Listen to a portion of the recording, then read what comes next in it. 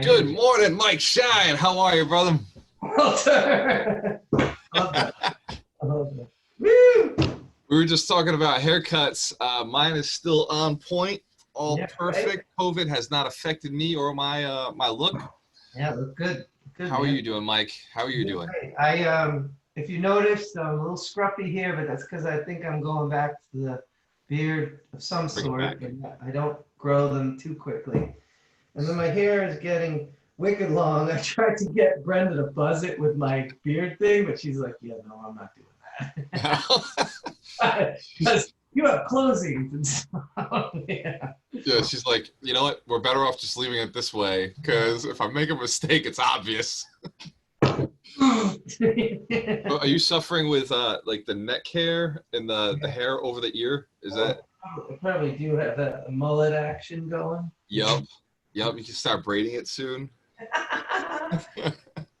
Brenda would trim that in the back. That's easy enough, but I don't know. On the sides. Yeah. She's scared. She's scared. So here's a secret. You just go over the ears. Just go over the ears, just a little bit, tight to the ear. You're gonna be okay. Nice. You're gonna look good. And all this side stuff, it's just like you just gel more. Just more gel. You shave like with a regular razor every day? Yeah. A lot of work. 100% right every time, man. Yeah, looks great. I didn't shave this morning. I shaved last night, but it still looks all right. Yeah. Shiny. Styling and profiling. That's it, man. That's the benefit of going bald is you don't actually have to worry about your hair anymore. It's one consistent little piece of manicuring every single day, and you can do it because it's every day you're gonna learn. So I could also tell your photos on the internet how old they are. it depends. The more hair I had, the younger I was. Yeah. It's one of the things we do when we started the training business. I took all these pictures right before I shaved my head.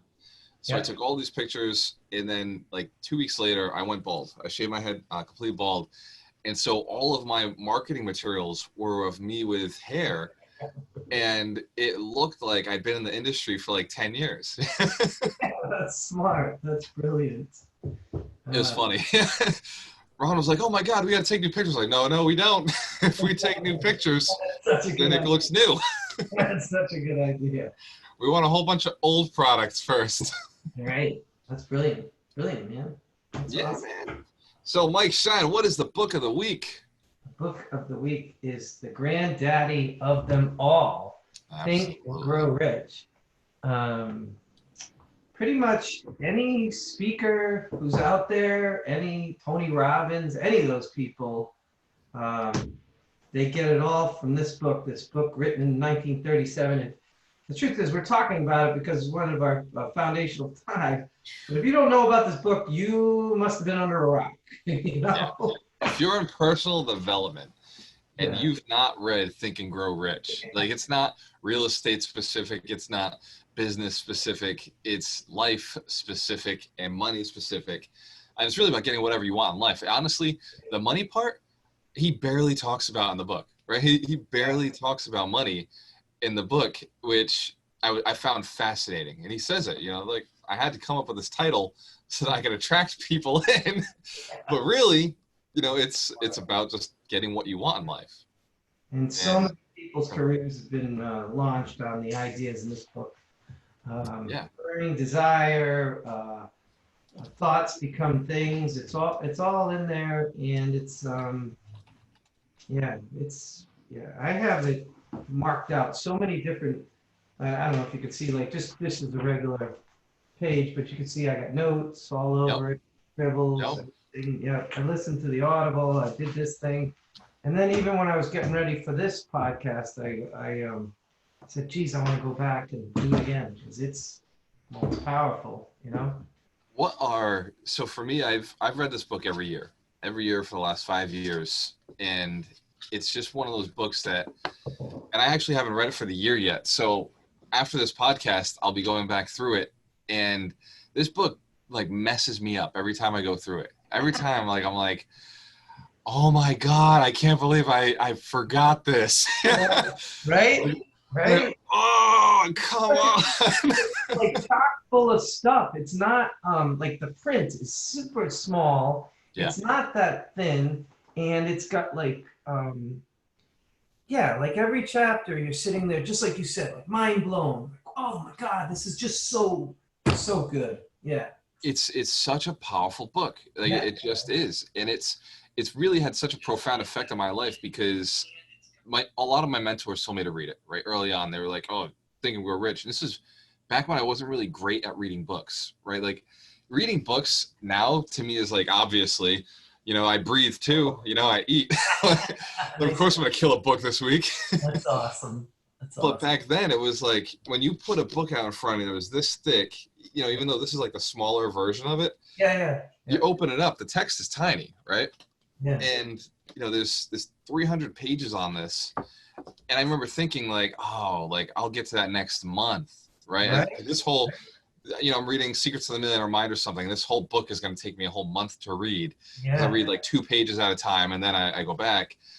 And like it took me maybe 6 months before I finally picked this book up. And the richest guy I knew at the time, it was Ron Roos, and he ran Remax. The richest guy I knew at the time, and he told me, "You got to read this book. This is the one. Think and Grow Rich is foundational."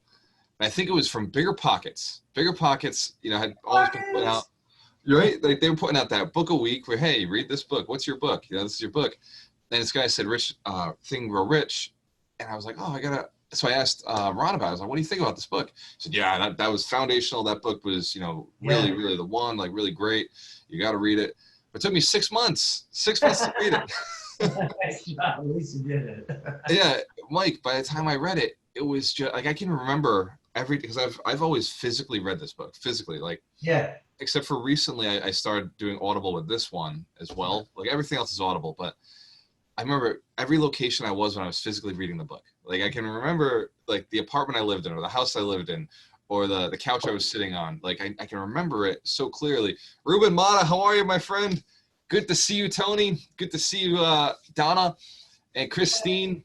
Mike. So we're Facebook Live right now. We got some killers on the call. Awesome. So Awesome. I dropped this in a Facebook Live. So if you're listening to the podcast, it's not live right now. It was live then. Yeah, We reuse all of this content. We just drop it all over the place as a teaser. that's great. It's funny you say that, but I have the opposite experience with Think and Grow Rich. I can't remember where I got it, Mm-hmm. which is in a weird way is kind of neat because I feel, as I was saying last week, I don't know. Sometimes books find you. Yeah. We had the whole discussion, and this one could have been Bigger Pockets. I was listening to Bigger Pockets every week. They have their famous four, and Think and Grow Rich is definitely up there with Rich Dad Poor Dad, and the amount of times people mentioned it. But yeah, just blew me away. Blew me away. Cool. So what would you say? So I'm pulling up the principles right now so I can have them in front of me. Yeah, let me What do would you it. say are the keys to this book? So here's fun fact. We did Richest Man in Babylon last week, right? And I posted it to YouTube, and this guy comes on and says, clearly you didn't read the book because you messed that story up. And it's like, That no, was bro. me. Right. So he's talking all sorts of shit, and it's like, no, dude, we just have terrible memories. Like we've read the book a lot. It's just we've read a lot of books, and the context might have been a little thrown off, but we tightened the story up in the end. We cleaned it up. Go read the effing book if you want the exact words of the book. If you want to know what's in the book, go read the book. Like we're giving you our rendition of this. At best, that's what this is, a rendition. That's right. We just, it's not even like a review. We just kind of tell like how this book. I mean, you can go and get book reviews if you want that too. That's not what this is about. This is about how much passion we have for these books. This is Exactly. These books have changed our lives, and we're sharing the books with you. We're sharing our personal experience. Right. Read the book yourself. I mean, every one of these foundational 5 is tremendous. I mean, they're so valuable.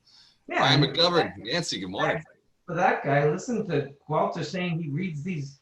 He reads Science of Getting Rich every week. He reads. You read Secrets Millionaire Mind, Secrets of the Millionaire Mind. every week, right? And, yeah, every week. Yeah, and then this one you said you read once a year, which is awesome. I think I'm gonna start doing that kind of stuff. But you know, it's funny. I got all these diplomas and all this Yeah. stuff, but you and I. So you would think I'm like a reader, like a bookworm or whatever. But I'm similar to you. I would buy all these books. I'd be like, "Oh my God, that's such a great book!" And then on my nightstand there would be like 10 or 15 books, but I hadn't read any of them. Yep.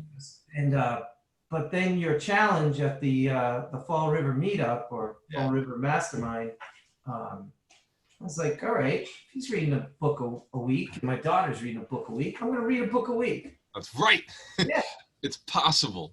This is the most reading I've ever done besides law school, I would say. Law school, they just say, just a quick aside, they say, I didn't even know, like I went to Boston University and they say like 2 weeks before you have to come to do some registration on the 8th floor. It's like this big ugly building in Boston. Yep. And you go up there and they've got the classes that you're going to have. And then on the bulletin board, 2 weeks, it's still the summer. It's like August in Boston, you're loving life. And Right. then they say, okay, get this book, and before the first class, read 400 pages of I don't know, Smith on contracts. You're like, what? School hasn't even started. You're killing me. Yeah. Nope. It's one of those pieces about college where it's like, oh, you want to be an attorney? Yeah. Here you go. Separate the fakers from the, you know. Yeah, I mean, if you want to throw the book at people the rest of your life, you're gonna have to make sure that you know the book. Yeah. I love it. So, Mike, I don't know. I want to propose this to you. How do you want to go through this book? The 17 principles. Do you want to just go principle by principle and take them apart and just? Yeah, you can certainly do that. I just. What was your notes? What'd you come out of? You just recently reviewed it. I said, well, the biggest one for me going in, like, say, well, we're going to talk to Walter about this, was the burning desire.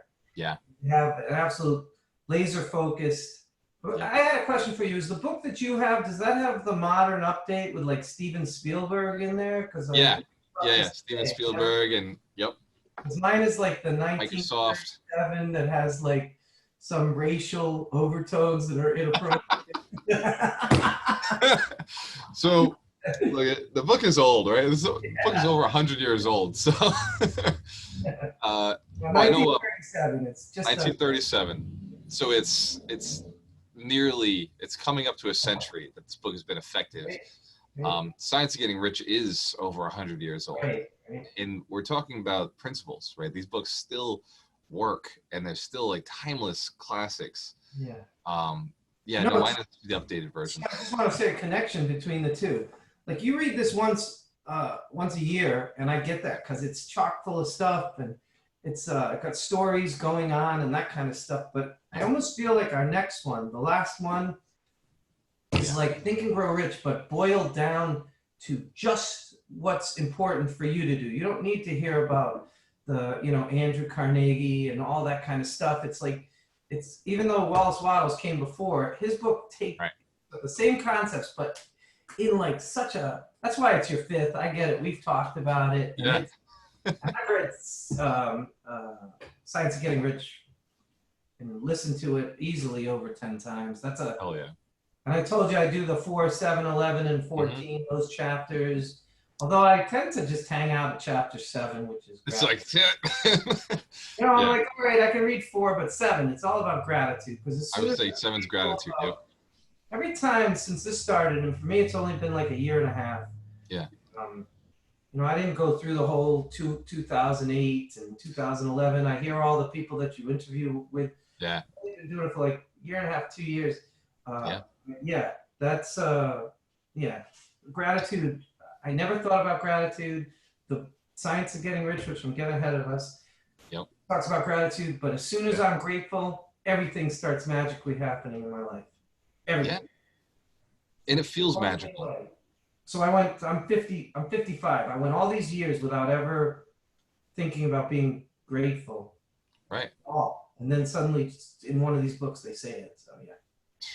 It's crazy. You're going to pull me back in. I'm pulling you back. Here we go. But I would say the one thing that I read when I was just getting ready for this is faith. Yep. That was kind of a new one to me because I talked about the burning desire, talked about having a laser focused idea of what you want. I always think about you with your REIT with 10,000 units and $1 billion. That's like laser focused. Yeah. So my family thinks I'm obsessed with Gualter, by the way. That's okay. There's worse problems. Hey, Gualter this, Gualter that. yeah, we're on track, man. It's the same thing. Like all my friends are like, wow, all you talk about is Ron Bowling and Mike Shine. Like, yeah, that's these are my business partners. This is what we're doing right now. Get it. No, or Mitch Durfee, right? Like I got a couple of people that I'm spending a lot of time with. Darina, like there's a lot of people that it's just like, you know what? We're so focused going in the same direction. So true. You know, let's just keep doing it. We come up with more excuses, more reasons to work with each other on stuff. And you just listed a great group of like 5 people all like on the same stuff. Like I am just so impressed by both. Well, obviously I love Ron, but like he's always in the background, so you never see unless he needs a haircut. But I know he's behind the curtain. But like Darina and Mitch Durfee, yeah, very impressed. Very impressed. Yeah. I mean, these guys are in the same direction as us. You know, they're looking to grow, expand, they're in an abundance mindset, and they're looking to help more people. And as soon as I mentioned, you know, building 100 millionaires, they're like, yes, I want it. Yes, sign me up. Let's go. So awesome. Don't forget Mitch Jaworski. I'm very impressed. Yep, Mitch Jaworski. Yep, another solid gentleman. Yes. Yeah. And a good friend, and he's it's like I run home and I put on the computer there to do like Dorita's accountability at 8 o'clock, and there's Mitch. You know, like last week he was like, "Sorry, I was working on a car. I got here a little late." Yeah, so good. But we're all hanging out together, getting it done. Yeah. And you said focus, right? Like focus, definiteness of purpose, right? Like that's one of the keys. The burning desire. First thing when I sit into a mentorship meeting or a coaching meeting with somebody one-on-one is, you know, what do you want? You know, first question is, what do you want? Like, what is your goal out of this? Like, where are you looking to go in 5 years? Because if you don't have that, like, I can't help you, right? Like, all I do is connect the dots. And that's so true. You know, people go in and they say some big thing about they want money or they want whatever, but when you can really dial it down and know exactly what you're looking for, you know, right.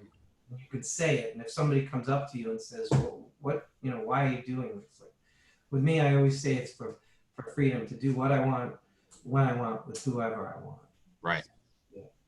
And that is and that's one of the biggest problems that we have, right? As entrepreneurs, we go into this, you know, vague, I want to do whatever I want with whoever I want, whenever I want, but it doesn't define what we want, right? And that's the definition of purpose that this book talks about, is getting that clarity around what is it exactly that you want. And when you can clearly say it, well, I want to hang out with 100 millionaires. I want 100 millionaires doing the things that millionaires do together. Like whatever that is, I want that, right? Yeah. And I see it being helping more people, building more businesses, going on, you know, really cool vacations. Having that was a neat one. You did an interview last week with Dan Zatowski. Yeah. And when he was talking about when he first started, he had all the things. He had the fancy car, the fancy boat, and all that stuff. But then he said it wasn't him, and he said it was really emotional. It's kind of a teaser for his book. My guess, this is just a guess, but I feel like he had a heart attack because he said something happened, and he was in. Whenever he talks about it, he gets very emotional about it. His wife gets very emotional about it. He was talking about working so hard, and that's the same thing. And now he says, you know, passive income. And he has a focus, and so that's just another purpose. Yeah, it's just good. It's just good passive stuff. To purpose. Yeah. Very, very interesting. So I'm looking forward to the book. I want to read it myself. It's on order. It's coming through hopefully this week. I don't read. You read a book a week, bro. So you know, you got your criticism. I had this guy who's a professor, classically trained guitarist. And I said to him, I'm reading a book a week. He's like, that's not reading books. What do you mean that's not reading books? Oh, I get what he's saying. He's like, he's into like classics and all this stuff. And so when we power through a book in 7 days and we're on to the next one, that's not, you know, he has a real love affair with books. So like, I'm sure he could take a book and read it for 10 years. Maybe he's just a slow reader. Because I find that I get way more out of a book a week. I get the concept in my head. I learn what I was there to learn. On to Yeah. the next. Yeah. No, obviously I go back and redigest those books 2 or 3 times more. Have you But ever read done any of those things like Blinkist or any of the summary things? You know what that is? oh yeah. Yeah, I like can't the remember the website, but I used to be book a in part of that. 15 minutes and it's like a summary. I've never done it. I was just curious. Yeah, I will go back to the summaries even before I read a book. Sometimes I'll read a summary. After I've read a book, I just go like Richest Man in Babylon. I'll go back and grab the summary of it just to refresh. You don't need Right. the whole story, you just want the principle. Right. Same with Think and Grow Rich. I pulled up a summary right now, and I'm going to list the 17 principles like Yeah. rapid fire Do it. so that it's out there and we can What's kind of. number one? Number one is definiteness of purpose. Yeah. Nice. Two is mastermind alliance, which we're doing right now. Yeah. Geez. I wanted to say that one of the major things is masterminds. They came, Masterminds and everybody's doing them now. And yeah. came I, from this book, yep. and it did. Yep. Applied faith, going the extra mile, having a pleasing personality, Yep. Personal initiative, positive mental attitude, enthusiasm, self-discipline, accurate thinking, controlled attention, teamwork, adversity and defeat. This principle offers the learning lessons from human errors and failures. Creative vision, health, budgeting time and money, and habits. And it's all of those, those principles truly are. And you could dial them down even tighter, right? You could get it down to just 3 things if you wanted to. Yep. A burning desire tied to habits and a creative vision, right? Like you could dial it all down, or a positive mental attitude. Like any one of these is going to help you in life. Literally, any one of these 17 will help you in life and make your life better. Going the extra mile, I mean, it's non-negotiable, right? If you want to be successful, go the extra mile. But in conjunction together, it's unstoppable. And it doesn't talk about, so here's the chapter I love. Chapter Are you ready 11. for this one, Mike? Chapter 11, sexual transmutation, right? That one is, I didn't understand it the first time I read the book. I was literally like, well, fucking that's weird. Yeah, that's what my friend I recommended to a guy who's a contractor investor with me, but he's a real, meat and potatoes sort of guy, regular guy. And then he's like, that chapter 11, that was a bit. It's a little bit out there. That's Dan, you know who you are. Oh, and that's the thing. Like, I've used it now where it's like, hey, you know what? You're in a relationship. Don't reward yourself until you've gone and accomplished something in business, right? Like go and like get some work done before you head home, right? Yeah. In that premise, it just, there's so much more energy behind you, right? And it's a really, really weird, really cool chapter that once you understand how to use it, and like we're not going to go into the details of that, Yeah, but once you understand how to use it, it's cool. It works. That's funny. I just wrote a note at the end of one of the chapters, which I just wanted to quickly read it. All it says is faith, desire, imagination, and persistence. Faith, desire, imagination, persistence. Yeah. It's just, and also they said it should be effortless. It's like, are you paddling upstream or are you paddling downstream? Because if it's upstream, that's not the universe. No, and it's funny that you say that, because it's like what Dan Zatowski said in that interview for The Alchemist Insights. He said that it's like floating on a cloud. Because I mentioned, it's all about the grind, all about the hustle. And he's like, no. Like he was so adamant. And that's what's great about interviewing these champions, right? Some of these guys are way, way ahead of me. They've done way more deals than me. And but like I'll have other people who will say, yeah, you got to grind, right? But Dan's like, no, like if you're grinding, you're doing it wrong. He's like, I float on a cloud. I just float on the cloud and everything is just following me. Yeah, I think what I was saying earlier about Dan was that other, when he said he was working, I think it was either 90 or 110 hours a week, and he had everything, but he was miserable. That was the paddling upstream against the That was the grind. against the current. And let's think about this. You know, I always talk about you are a badass to the Yep. ladies in the group. At the beginning of every chapter, there's a quote, and one of the quotes is Chris Christopherson at the beginning of the chapter says something about you don't paddle upstream, you paddle downstream, and if you get really good at it, you throw away the paddles. That's cool. Love that. That's cool.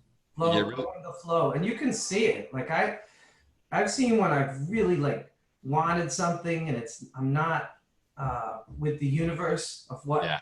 I want, and you're just like fighting for it, Forcing it. trying to get it. Like maybe it's a customer, and you're like this Yeah. this person should be sending me deals, and you fight, and then Right. so that's happening on the right side, but meanwhile on the left side, deals are just magically coming in, and you're like, that's the gratitude. You're like, wait a second, Right. what is going on here? Because I'm not putting in any effort to get these deals, and they're just coming to me. And then this one over there, and that's what I said. Just throw away the paddles. Why do you need to go fight for that? If it wasn't Right. meant to be, let it Yep. go. Yeah, go down the river in the path that makes the most sense. There's abundance at the end of the river, right?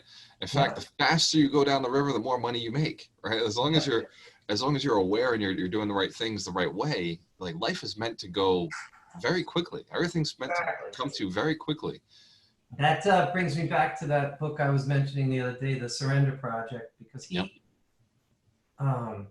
you read that book, Michael Singer, it's just like effortless. Like things come to him, and then he goes, "Oh, I don't really want to. All right, I'll do it because I'm just supposed to surrender and do it." Right. And every time he surrendered, he ended up with some amazing opportunity. Yep. That he was just like a meditating person in the backwoods of Florida, and ends up with $1 billion computer industry because he thought it was neat at Radio Shack that they had this thing called a computer, so he bought one for $600. Yeah.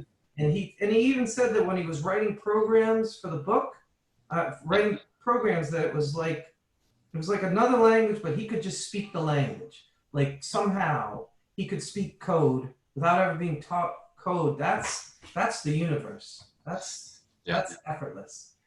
It's and crazy.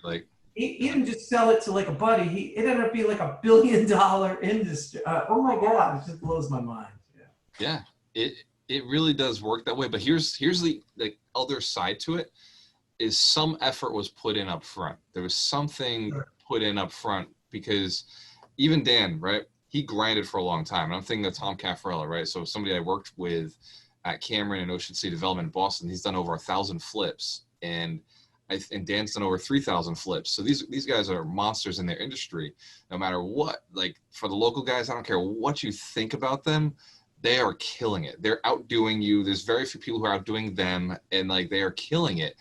And like what I learned from Tom is Tom so much was in the grind, right? And I used to tell Ron and I, like, dude, I don't ever want to grind like Tom does. Like he's grinding like all the time, right? And but he does like figure out new systems. Like when he had his kids, like when his daughter was born, like he said, I got to pull back, and I really got to like start automating some of this stuff. He loves the grind. He can't get over it. Like that's just who he is. But he's like, he's floating more now because he decided that to take time back. And I think that's what Dan went through. I think he grinded so much that he realized, I've got to take a little bit away from this grind that I love and pull back a little bit.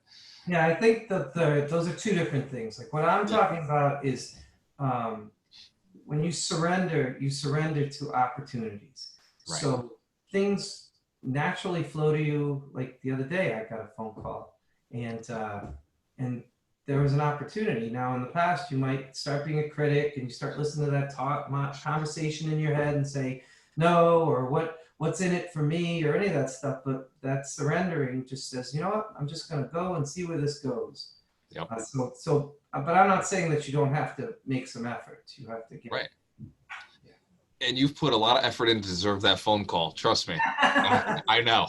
That's awesome. Yeah. Absolutely. And Yeah. that's the point is you put in the effort to develop yourself, to develop relationships, to develop yourself, to increase your net worth. You put in that effort and then allow it's receiving, right? So Right. you're building, building, building, but allow the universe to bring you what you're looking for and being open to it. That is the surrendering piece. I just don't want anybody listening to this to say, "Oh well, I guess I'm just gonna wait to see what the universe brings me." Well, to me, back to me again. Like, Yeah, why was I driving 41 minutes every Saturday? Saturday, I have right, kids, and every Saturday to go to Walter's uh, meeting when I'm not a wholesaler. I was like, right. so I, I swear that's the universe because you would not have caught me doing that normally. Saturday would have been like time to go for a run or do Yep, something like that, but there was something in me that said I got to be there, and I showed up every week, and it's crazy.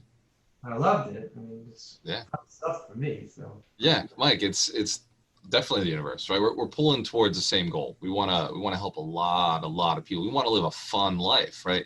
Like we're eyes when it comes down to it. Like there's no denying the fact that we make money to have fun. Like we make money to all things cocktail party. right. You'll never forget that, huh? I never laughed so hard when you leaned over to me. Nice. Yep. So I have a coach who I he does got a it. I right. got He's got it figured out. Like it. it's like, hey, by the way, this party is for us. Yeah. He does it for our personality type, and he knows we like to party. So Brilliant. Brilliant. that's why we earn money, right? Like it's everybody earns for something different. We earn for fun. We earn for the adventure. We earn for that freedom to go do whatever we want. And there's no right or wrong with why you earn. You know, like if you earn for stability, knock yourself out. Like build a castle around yourself. If you're earning for power, go ahead. As long as you're always treating everybody with respect, you can have as much power as you want. If Yeah. you earn for just to have all the cool toys and the high C's, they just want to go with their projects and build model trains that are super expensive, go ahead. Knock yourself out. Right. Whatever money does for you, you deserve it, right? Go and get it. Get as much as you want. It was That's, yep, Millionaire Real Estate Investor, which I'm reading for the other group we're doing. And love that. he was saying that. He's saying, when you look at what your interest is, don't have any shame around it. Like if yours is that you want a Lamborghini, that's nothing wrong with that. I mean, Right. with me, I tend to lean towards like toys and freedom and traveling. But when you talk to Brenda about what she wants to do, she wants to open a house where she can have foster children and teach them how to cook vegan, grow plants and a garden, all that kind of stuff. And we're married to each other. But it's like Right. Gary Keller said, don't judge just because somebody has like a Mother Teresa angle and you just you want to go hiking in the mountains. Yeah, that was nice and freeing for me. Yeah. It's so true. Like for me, I like me and Ron, right? We're both in this to make a lot of money. And in fact, it's $12 million in the next 5 years. We want to make sure that our net worth is $12 million combined so that we can both make $1 million a year with relatively low interest rates. So we have this same goal. His goal is so different from my goal. It's like mind blowing, right? His goal is Yeah, right.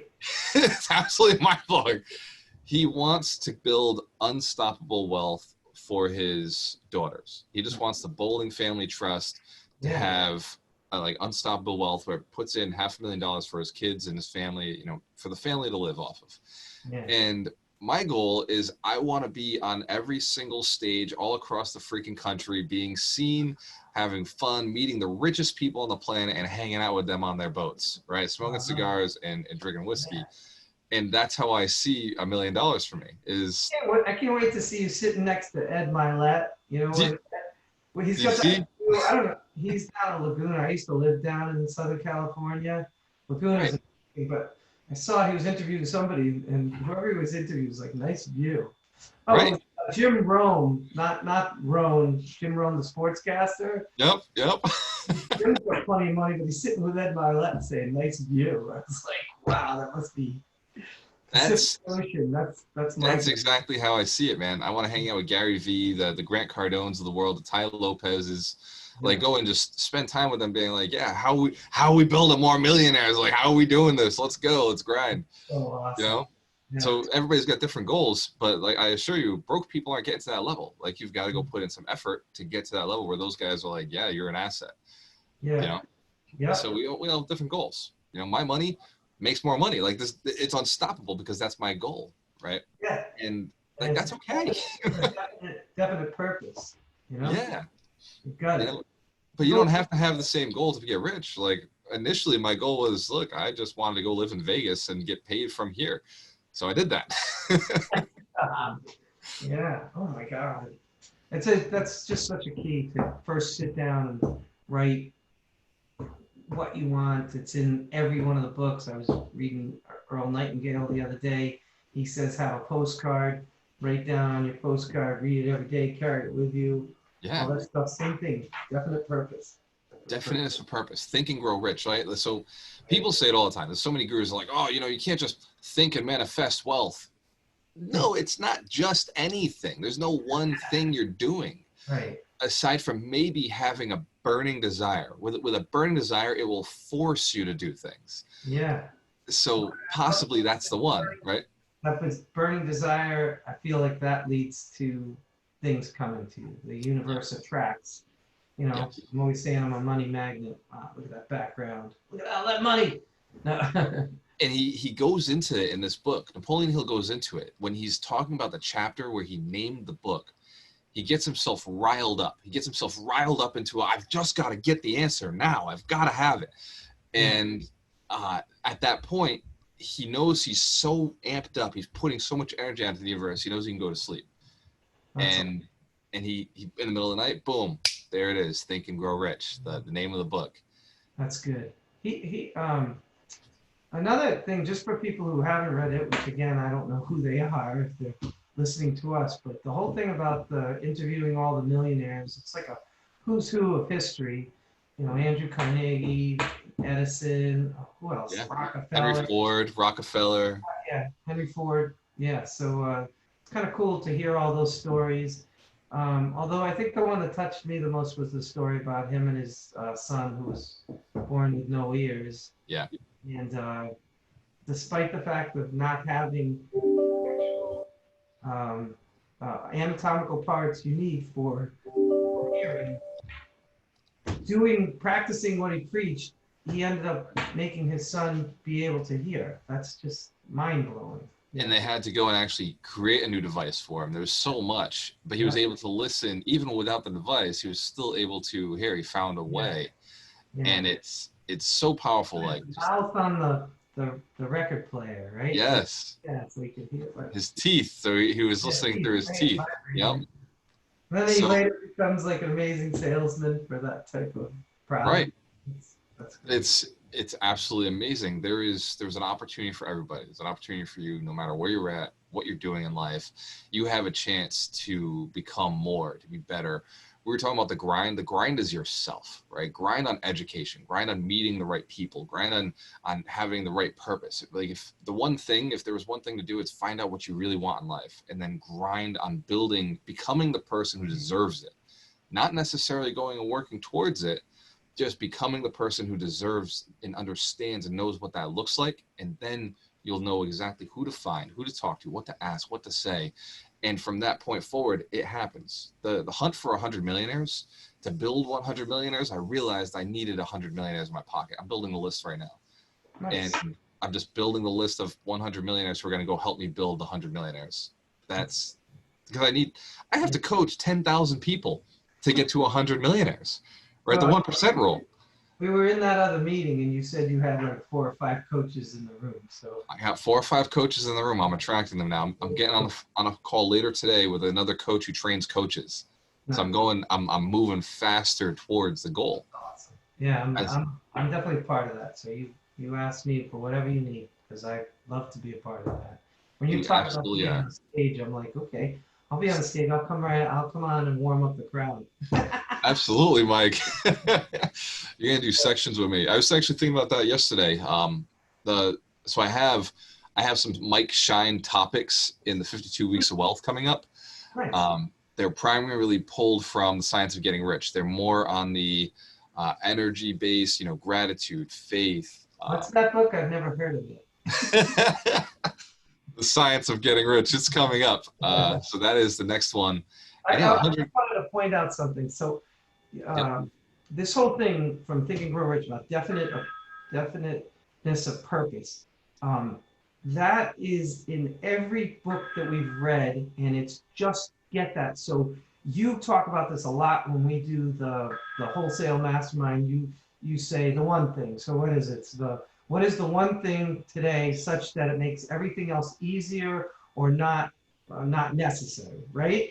Yep. I was just talking about Earl Nightingale. He said, take a postcard and put your goal on that postcard, read it all throughout the day, and then on the back of it, it says things like, you reap what you sow, all these things from the Bible, and you're supposed to read those every day. 80-20 talks about hammering it down. Every single book talks about it. I cannot see how you would not succeed at whatever you want if you read, if you had it in your mind, if you read it, if you journaled about it. Every single day you wake up in the morning and think of that one thing. Every night before you go to bed, you think of that one thing. It's not possible in this universe where everything is attracting to what you think about, you bring about. There is no way that you will not get whatever it is you want. If you believe in it, you have a burning desire, and you just hammer it every single day. There's no way. There's no way. And you're right. Like, I tell people all the time, you're getting right now exactly what you want. You're getting exactly what you believe you deserve. You know how I know what you want? I can look around your life. I can just look around and I can see that you believe this is what you deserve. Yeah. Because I've had experiences where I walked into situations, I was like, fuck this, everything changed because I knew exactly what I wanted. Yeah. And if I was willing to commit to something, I've got it. And you'll find the things in your life that were so important to you, you found it. You found a way. And if you look at a really darker example, but look at addicts, right? We see addicts do the craziest things, the absolute insane things that no sane human being would ever do for the feeling that drug gives them, or that person, because you can be addicted to anything. But you see addicts find a way to get that connection, or they hunt, they do outlandish things. That's the power of the mind. Because at the end, you're like, wow, why did they do that? And then you see the result they got. Hey, they got exactly what they wanted. Right now, was it what they wanted healthy? No. Oh, not at all. And Grant Cardone has a book called Be Obsessed or Be Average, where he talks about this. The superpower of the human mind is the ability to have a burning desire, to become addicted to a result, to become addicted to success, right? To have one thing that you're thinking about and want it so bad you're willing to do whatever it takes, because you get obsessed over that one thing. That burning desire is obsession. And when you obsess over making the world a better place, the world can't help but be a better place. Exactly. When you obsess over something like... if it's a recipe, the one thing that they all talk about adding to it, including Science of Getting Rich and Think and Grow Rich, is emotion. So you cannot, you can't say, oh, I want to be a billionaire, and then whatever. Everybody wants to be rich, right? You have to have that emotion added to it. It was like you were just saying about the title for Think and Grow Rich. He whipped himself up into a tizzy to get to that point, and that's a tizzy. Yep. Right. So, but that goes with anything. So, if there's something you don't really want, you're not going to put any emotion into it, and then you're not going to get it. And then Walter's going to say, yeah, I know why you didn't get it, because I'm looking at you, and you don't want it bad enough. Like, that's fine. That's cool. Exactly. You're not worried about it, me neither. So it's mind blowing to me. This is all goes back to our sixth foundational book, the Miracle Morning, because when you get up in the morning and you do the savers, that leads you to read the books, do the affirmations, the visualization, and the meditation, that leads to all of this happening, that you find out what it is you really want, and then you have that burning desire. Yep. You're absolutely right, Mike. I can't wait for all of the comments and the posts for people who have listened to this and read Think and Grow Rich and are going to tell us how much we've butchered the book and how, it's not specifically like that. Well, can you tell us how it is? I was listening to the Perry Marshall 80/20 sales marketing last week, and he was talking about that you get, if you get people on both sides, that's when it starts to really pop. Because and he gave an example of Hillary Clinton, that if you read her book, the reviews, the comments below on her book are just people fighting back and forth for like weeks about what they think. And that's we know that in social media, in order for anything to explode, to go well, you have to have comments, right? Yeah. Well, people who like things don't comment. Right. People who don't like things comment. And then when you say something, they comment again. And then they comment again. Right. And then somebody comes back and says, you're full of shit. And then the other person comes back and says, I think I just had a great idea. So from now on, we should take the foundational 5 and we should just disagree with each other. Like, it's not a burning desire. That's not even true. It's all hooey. Mike, we can take opposite opinions, but I'm always going to want to be on the side of the book. You're always going to want to be on the side of the book. I like it. I hate that Mike Shine. He always disagrees with these foundational books. Son of a bitch. Yeah, I think that the more polarizing our personalities are, the more entertaining the conversation is. But at the same time, I could give a damn if people like this. I just enjoy spending time with you. So, me too. So honestly, the way I see it is the more authentic you are and the more fun you're having on this, the more fun I'm having on this. Yeah, because I think that the comments can be the battle. Yeah. We put stuff in there. I always love that. I have a guy that I listen to for stocks on YouTube. His name is Chicken Genius Singapore. Yep. You sent me some of his videos. Yeah, he's awesome. But whenever he says like the video, it helps with the algorithms, And somebody puts a negative, there's a thumbs down. And I'm like, really? What? Why? Why? Well, you don't have to. Yeah. I don't care if you like the video. Make a comment, right? Tell us we're wrong. I don't really care. Tell us we're right, but actually, make a comment. I would really like to see the negative comments, because I would, if I'm wrong about a theory or a subject, I'd love to. Yeah, you want to know? Well, hey, let's go do some research. Or even if you think the foundational 5 are not correct, that there should be 5 other books that are much more foundational that you. All right. Okay. I'll take that very personally. Try to outdo these books. Just try it. I love that idea. Here's the challenge.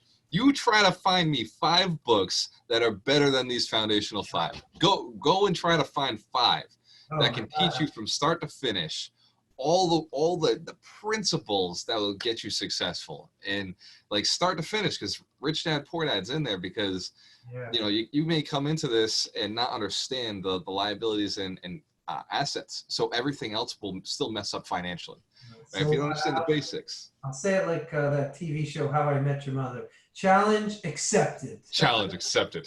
Challenge accepted. I'll find Have you met Mike?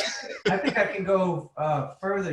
One of the things so I read The Secret, okay? Yep. When I read the book The Secret, I thought it was kind of hokey, okay? Yeah. I mean, it's a little hokey, but I rely on it heavily. I use it a lot.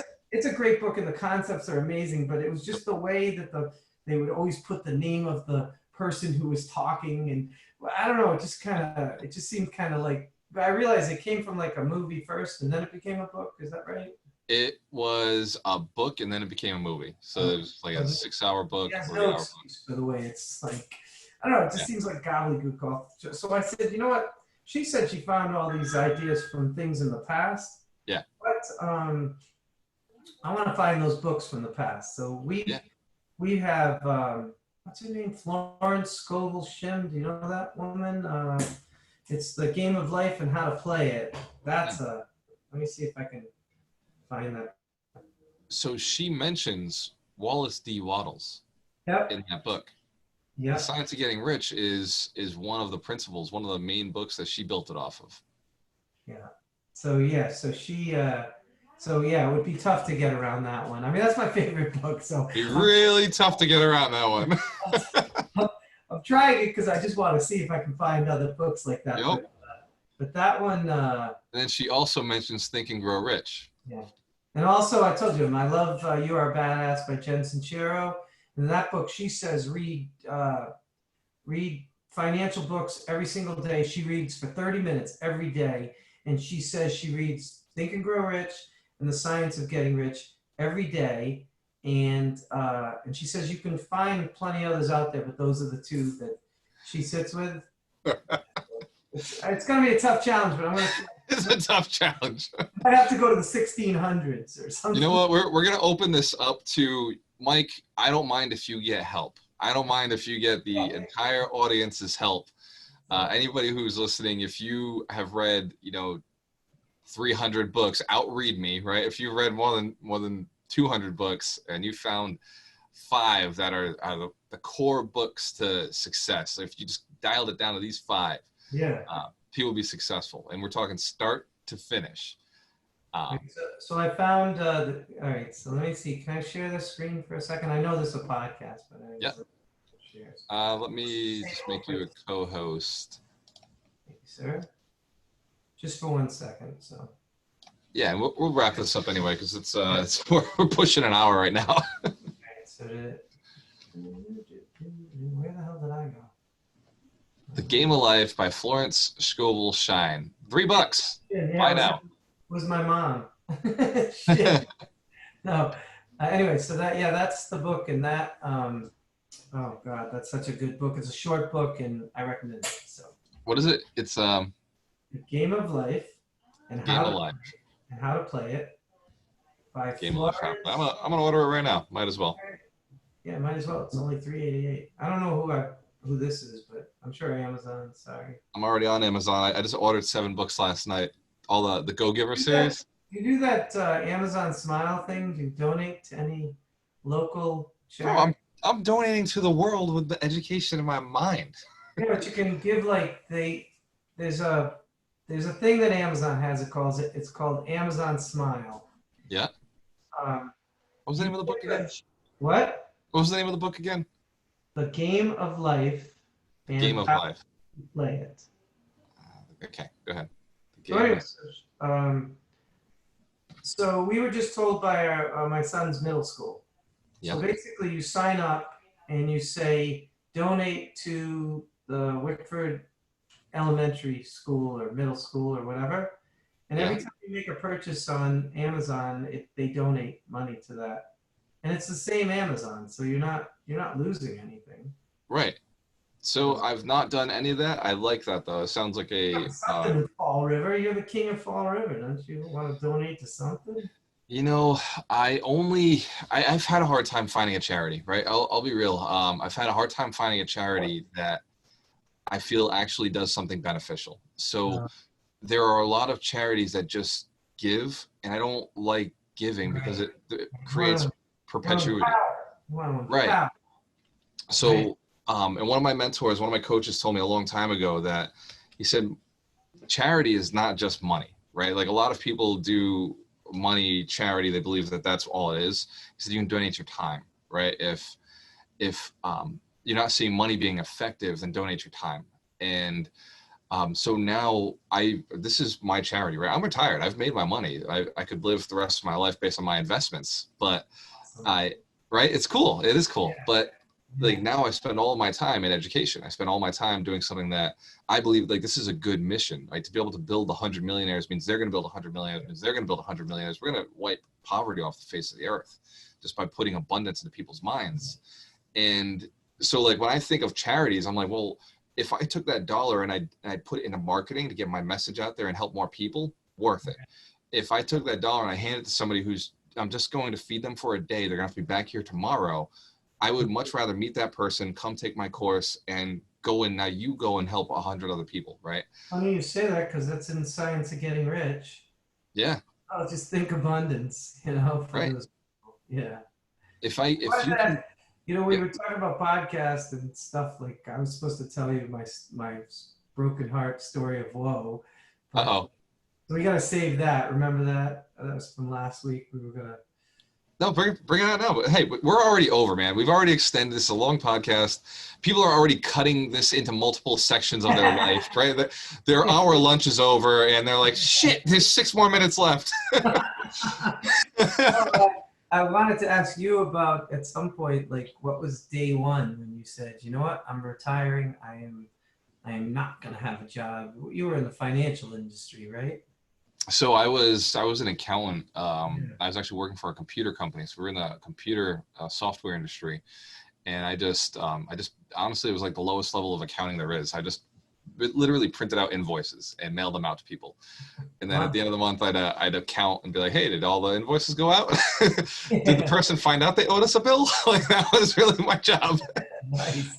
So a lot of spreadsheets and a lot of printing and shit. Like, I used a program called SAP, and that was my life. Excel and SAP and email, right? Outlook. Three programs just circling around doing nothing all day.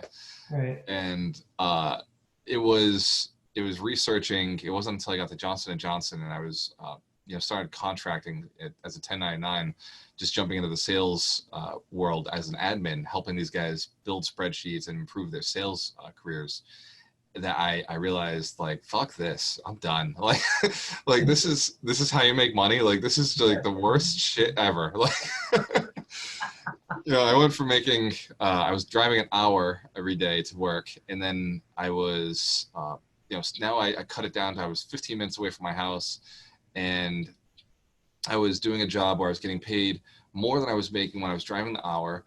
And then I jumped career. I just literally jumped to a different department within the same company, within Johnson Johnson, jumped to a different department, made an extra $2 an hour. And within 6 months, like all short little jumps. 6 months later, I jumped to Coca-Cola, and I'm getting paid $35 an hour. Wow. And I'm just like making these little jumps, and I realized, like, fuck this. Like like the game is broken. Like Oh, well, you're making more money, so why'd you say fuck this? It just oh, so like I didn't need the money. So I've never been I've never had a very costly lifestyle. I was married, so I was pulling in $75,000 a year, had my rental properties. I had these 2 rental properties, and I just was like, you know what, I'm done. I'm just gonna go and get my real estate license and kind of do that. And like it was like those little points of like, I don't give a shit about money. Like I'm so over it. Now yeah, it's funny because all I talk about is money, because I'm looking yeah, to help people earn money. yeah. And like I have a lot of money and a lot of property and a lot of net worth. But it was really when I surrendered, when I really let go of it and was like, dude, like, okay, like the life I want to live doesn't involve any of this. Yes. And so Was it scary on day one, or were you?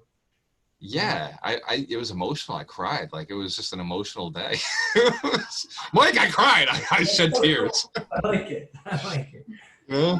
That's fun. Uh, but I did it, and I went in, and I've never gone back and worked an hourly job again. I've never worked hourly for anybody. From that point forward, it's been commission based, and I've worked for people. I worked for 2 years, had no money. After I went through the divorce and had no money, that was really tough. But Never remember that in the book. it's in the book. What's the Oh, book? broke to $250,000. Where is it? That was a softball for you. There you go. Broke to $250,000. The book. So yeah, I threw up. So I can have a book to hold up. You gotta write a book. So I threw up a third monitor. So now my book normally sits there, but the third monitor is sitting there. So Yeah. the third broke to $250,000. Thank you, Mike, for the opportunity to bring that book in. Sweet. I'm gonna add that to one of the foundational 5. You gotta read that one first. We're gonna have the foundational 10. Right? Yeah. But yeah, Mike, it's a weird story. I don't care where you're at, you can get there, and your story may be different. And I know, Mike, like you work, but you have the investments. You probably could, if you lived on a little bit less, you probably could pull it off now, right? Absolutely. But it's not where you want to be. And you could Right. put somebody else into your position. You could automate a lot of your business, pull back a lot, and maybe the income reduced a little bit, but then you can increase the marketing and you have more income with absolutely no time in your business. That's why I'm getting coaching from Walter Amarello, coach. Which reminds me, that's our next section. So instead of cutting more of your time out, let's It again, you still didn't find out my story in full. hold on. What's your story? Oh yeah, Mike, you distracted me. Oh, hi, I'm easily distracted sometimes. This is ancient history. I've been married to my wife for 19 years now. So, but all I was saying was that when I read Broke to $250,000, and you talked about the story of you and your wife and what happened there, I said, I have a similar story from the past, and so that's it. So just a quick story. Okay, so I had a girlfriend for 11 years. We even moved to California together. It was, but it was sort of this weird relationship. It was like we probably should have broke up after 2 years, but we were friends, and I don't think we wanted to hurt each other. But so we stayed together, which is a mistake. If anybody's out there, don't do that. Yep. Rip the Band-Aid off. Anyway,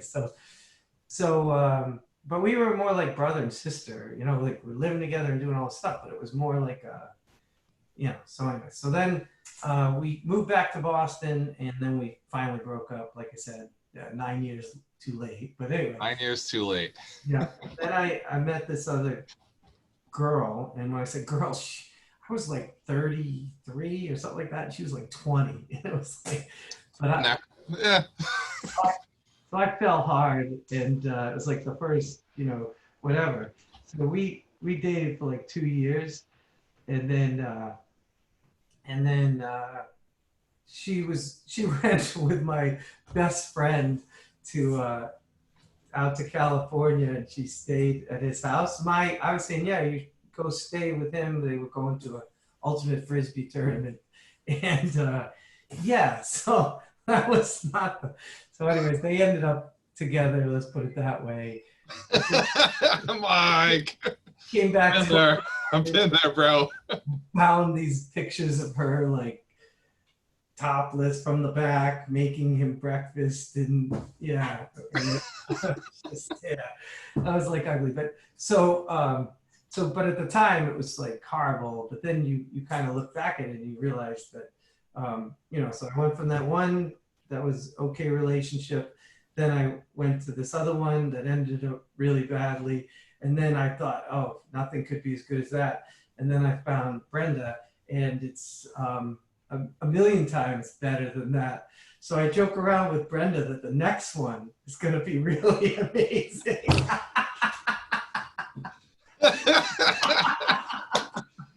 Funny, I love that story. Brenda does not love that story. Yeah, she laughs. She knows. It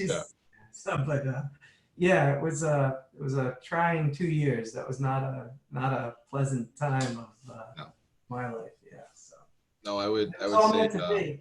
All meant to be. My 3 or 4 years in between the girl I'm with now and the girl I was with then were very eventful. I've learned a lot. About myself, and I used to wear my wedding ring on my other hand. I used to wear this watch that one of my girlfriends gave me, and whenever I'd go out, I'd remember, like when I'd speak or anything, I just remember that the people's reaction to me is a mirror to myself. Whatever I'm putting out there, the audience will give back to me. And the watch and the ring, they were in both hands. I looked down, I remember like any time that like one of my spouses, like these were people I was really, really close to for years, right? Yeah. Anytime they were mad, if I looked at myself, I was probably mad, right? I was probably the cause of that energy, because I am the stronger when it comes to energy. So like I used to wear those and just remember, like, I am a mirror. Everybody out there's a mirror. Like they're just letting me know what I'm putting out. When that girl went off and cheated, and they ended up getting married, it all worked out. They get married. It's all good for them. Whatever. They date for each other. But I just remember I had this little poem that I found somewhere that was just said the line like, I would find someone much finer, much miner. And I used to, this is all about manifestation.